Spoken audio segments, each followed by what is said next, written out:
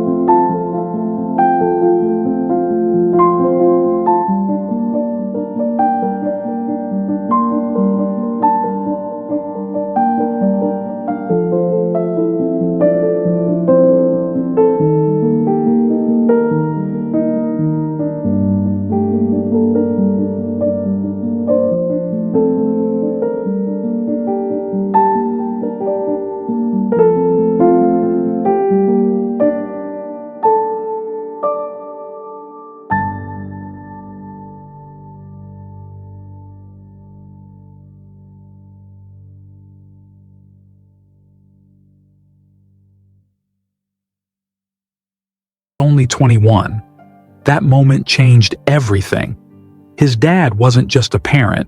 He was the one who had spotted Cliff's love for music early on, bought him his first guitar, and supported his dream when no one else quite understood it.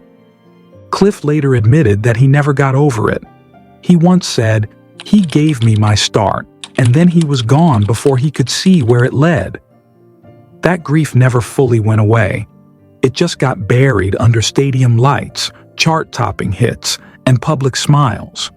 With his father gone, Cliff took on the role of provider for his mother, Dorothy, and his 3 younger sisters.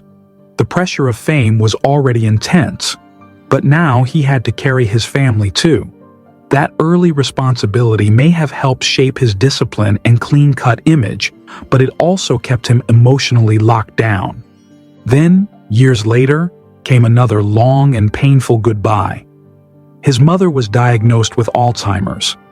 For more than 10 years, Cliff watched the woman who raised him slowly disappear. She passed away in 2007, but those long years of decline left a scar. He's spoken about how helpless he felt, visiting her only to realize she no longer knew who he was. And just when it seemed he might find some emotional relief, another blow landed. In 2016, his sister Donna died suddenly. The timing was cruel. Only weeks earlier, Cliff had been cleared after 2 years of battling false abuse allegations, something that had pushed him to the edge. Donna had been his anchor during that time, calling daily, giving strength when he had none left. Her loss left him shattered again. The pattern is hard to miss. Just as he regains his footing, something or someone is taken away. But Cliff's personal sadness doesn't end with family loss. Because what many people still wonder is, why did the world's most eligible pop star never settle down? No wife, no kids, and now no one left.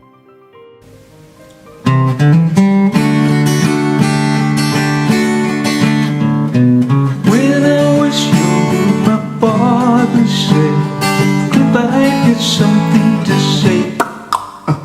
Hank,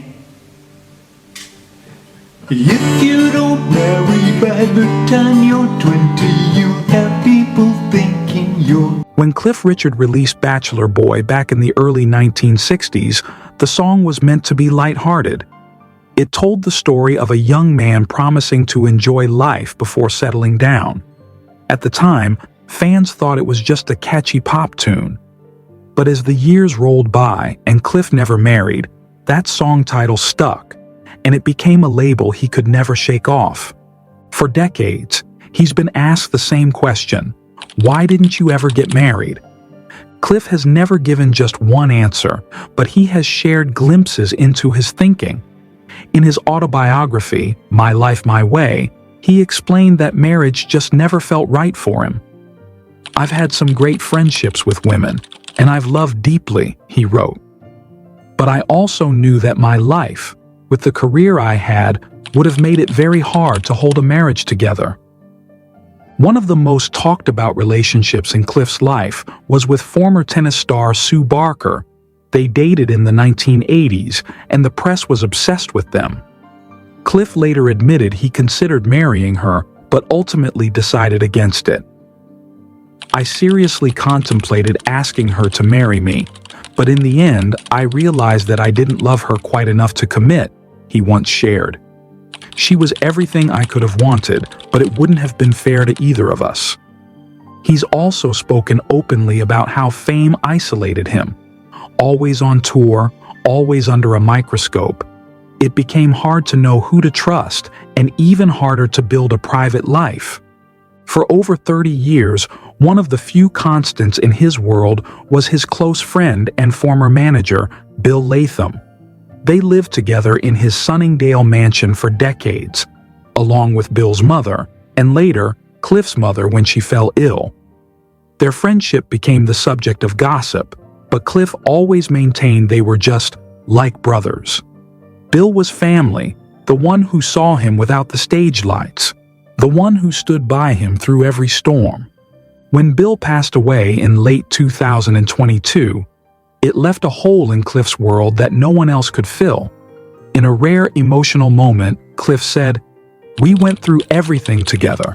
He was always there." Without marriage, without children, and now without Bill, Cliff's inner circle has become painfully small. His homes are quieter now, his days more routine. And when he's asked if he ever regrets not marrying, he doesn't say yes, but he doesn't say no either.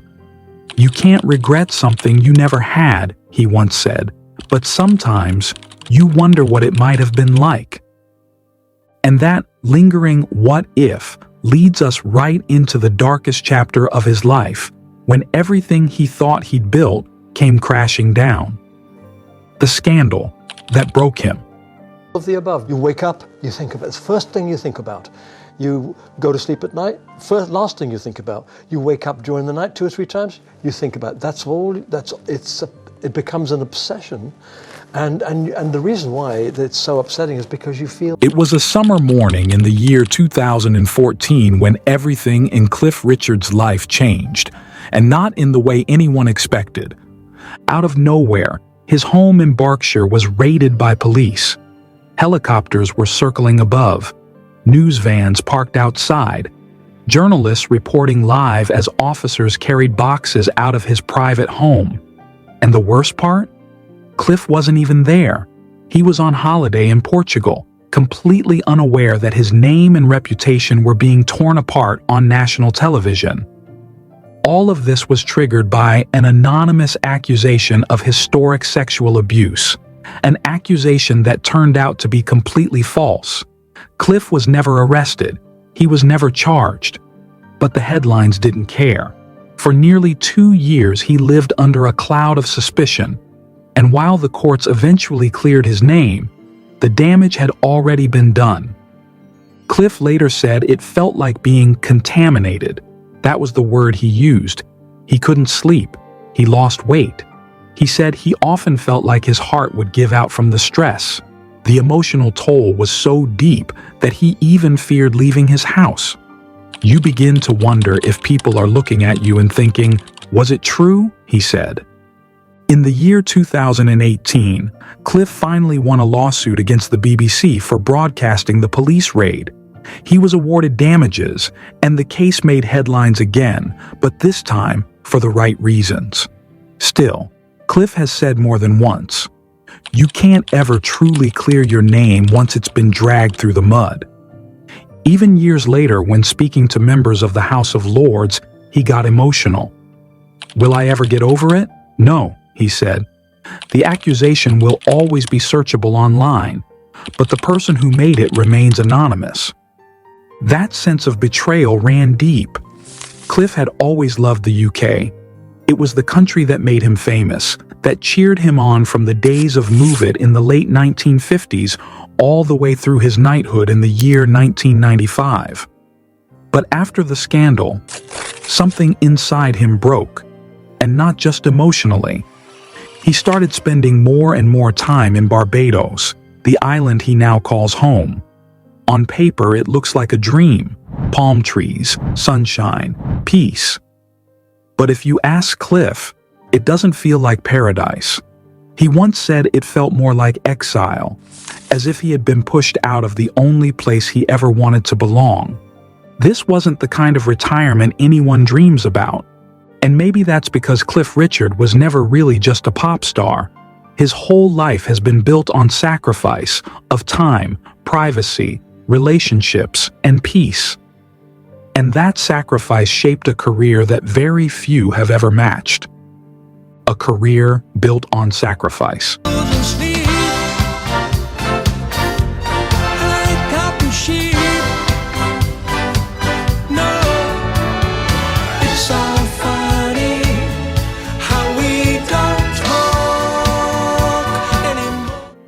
Now, let's rewind to the late 1950s.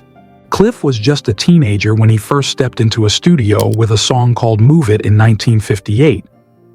That one track, recorded in under 30 minutes, changed British music forever. It was raw, rebellious, and gave birth to something new: British rock and roll. Cliff wasn't just a singer. Overnight, he became the UK's answer to Elvis Presley. By the early 1960s, Cliff and the Shadows ruled the charts.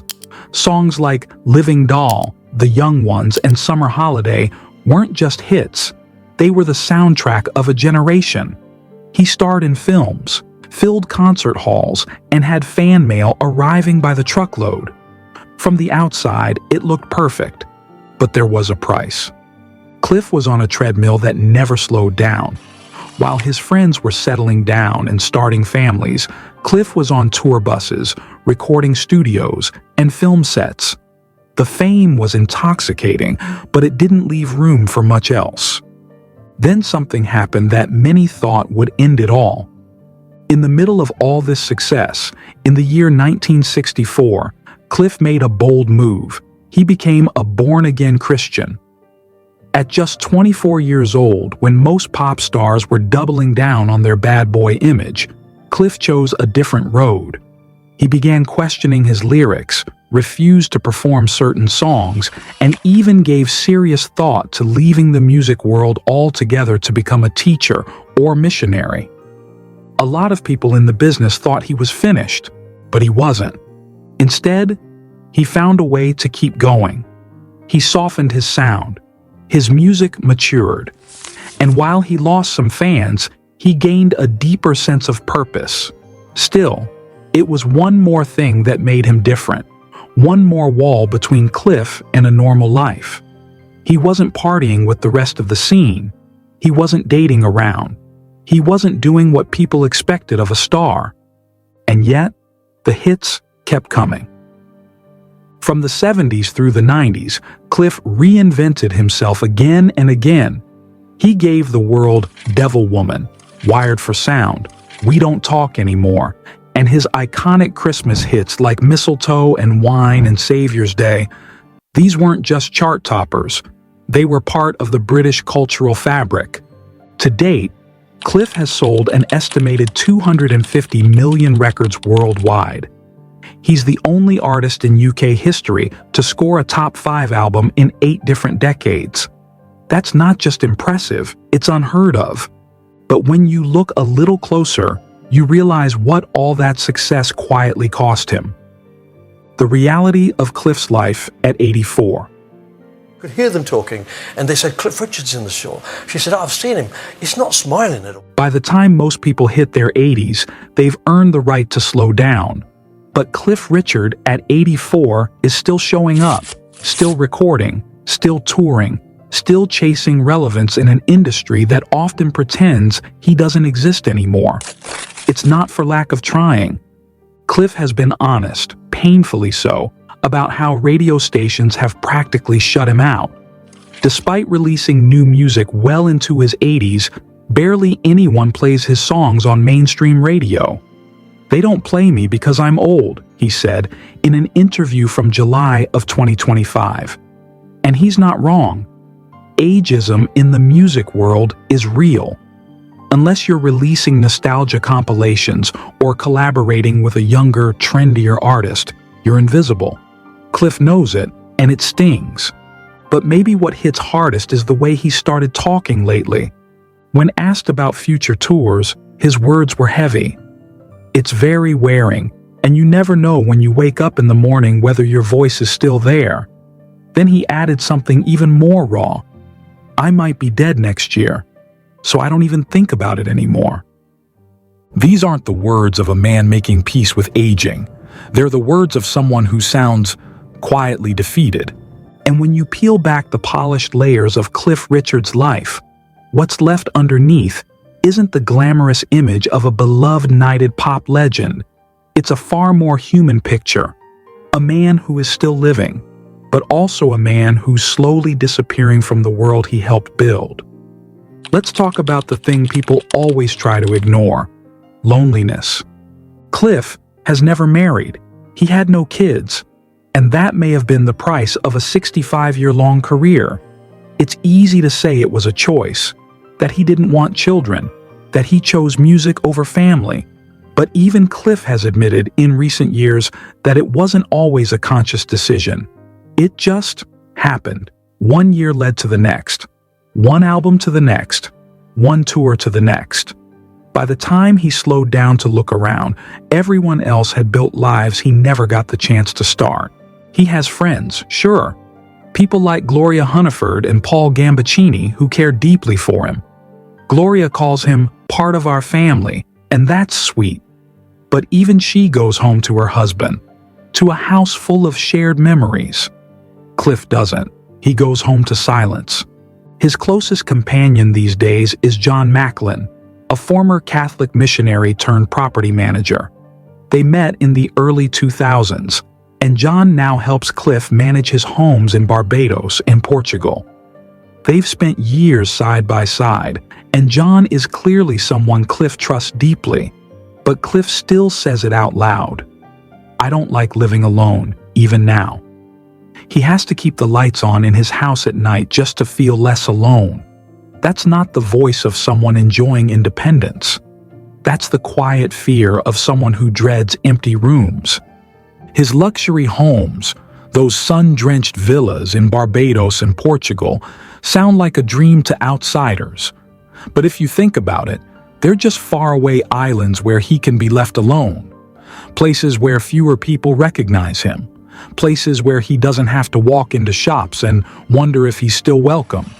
Then there's the image Cliff still tries to protect, that of the fit, healthy, sharp as ever performer. And to be fair, he is disciplined. He's careful with his diet. He still plays tennis. He trains his voice. He treats his body like an instrument that has to be fine-tuned every day. But when you look closer, that routine doesn't feel empowering.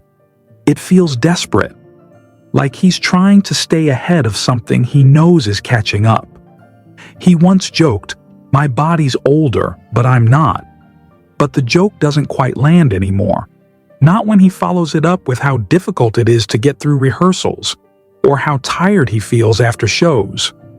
Right now, Cliff is deep into the Can't Stop Me Now tour. It sounds triumphant, doesn't it? Like he's charging into the spotlight one last time. But if you listen to how he describes it, it doesn't sound like triumph at all. It sounds like an obligation. In one conversation, he said, "I don't want to be an 85-year-old guy trying to be 18. That's not just humility. That's resignation. He knows he can't move the way he used to. He knows his voice has limits now. But more than that, he knows this is the only life he's ever known. The stage is his only compass. Without it, where would he even go? He's not touring because he feels young. He's touring because he doesn't know how to stop. And maybe that's the hardest part. Cliff Richard, the man who lit up Britain's music scene, who sold hundreds of millions of records, who stood tall through scandal and heartbreak, is still standing. But these days, he's standing a little slower. And when the lights go down and the stage is cleared, all that's left is a man who once had it all, and still wonders if he missed the only thing that mattered. What part of Cliff Richard's story do you find the most heartbreaking? Let us know in the comments below. And if you found this story interesting, don't forget to like this video and subscribe for more deep dives into the lives of your favorite icons. Thanks for watching.